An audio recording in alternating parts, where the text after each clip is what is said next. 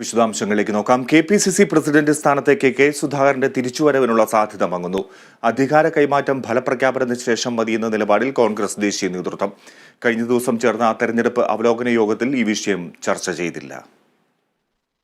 എല്ലാം ഉറപ്പിച്ചായിരുന്നു വിശ്വസ്തനായ MM Hasan KPCC പ്രസിഡന്റിന്റെ താൽക്കാലിക ചുമതല കെ സുധാകരൻ കൈമാറിയത്.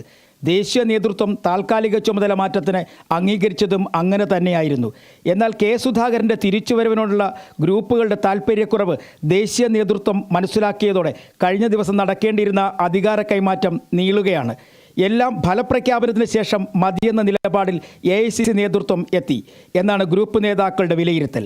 കെ സുധാകരൻ പ്രസിഡന്റ് പദവിയിൽ എത്തിയതിനു ശേഷം കോൺഗ്രസ് വിട്ടുപോകുന്നവരുടെ എണ്ണം കൂടിയെന്നാണ് പല ഗ്രൂപ്പ് നേതാക്കളുടെയും ഏറ്റവും വലിയ പരാതി. ഒപ്പം ചില സമുദായങ്ങൾ കോൺഗ്രസിനോട് കാണിക്കുന്ന അകൽച്ച ഒഴിവാക്കാൻ KPCC അധ്യക്ഷന് കഴിഞ്ഞിട്ടില്ല എന്ന് ഗ്രൂപ്പ് നേതാക്കൾക്ക് അഭിപ്രായമുണ്ട്. സംസ്ഥാനത്ത് ഭരണവിരുദ്ധ വികാരം നന്നായി പ്രതിഫലിച്ചു നിന്നപ്പോൾ അത് ഉപയോഗപ്പെടുത്താൻ കോൺഗ്രസിന് കഴിഞ്ഞില്ല. പകരം അകൽച്ചയോടെ പെരുമാറുന്ന പ്രതിപക്ഷ നേതാവിനെയും KPCC പ്രസിഡന്റിനെയുമാണ് കേരളം കണ്ടത്. ഇത് കോൺഗ്രസിന് വലിയ നഷ്ടമുണ്ടാക്കിയെന്ന നിലപാടിലാണ് ഗ്രൂപ്പ് നേതാക്കൾ. AK Antony, PJ Kurian, KC Venugopal തുടങ്ങിയ നേതാക്കളുടെ ഒരു വലിയ നിര നേതൃമാറ്റത്തിന് സമയമായി എന്ന് വാദിക്കുന്നവരാണ്. തലമുറ മാറ്റത്തിനെ കുറിച്ച് പോലും ചില നേതാക്കൾ പറയാതെ പറഞ്ഞു വയ്ക്കുന്നു. തിരഞ്ഞെടുപ്പ് കഴിഞ്ഞാൽ താൽക്കാലിക ചുമതല ഒഴിഞ്ഞു നൽകുന്ന പതിവാണ് കോൺഗ്രസിൽ. എന്നാൽ കഴിഞ്ഞ ദിവസം അത് സംഭവിച്ചില്ല എന്ന് മാത്രമല്ല, അധികാര കൈമാറ്റത്തെ സംബന്ധിച്ച് ഒരു സൂചനയും ദേശീയ നേതൃത്വം നൽകിയെന്നുമില്ല. Kerala vision news, Thiruvananthapuram.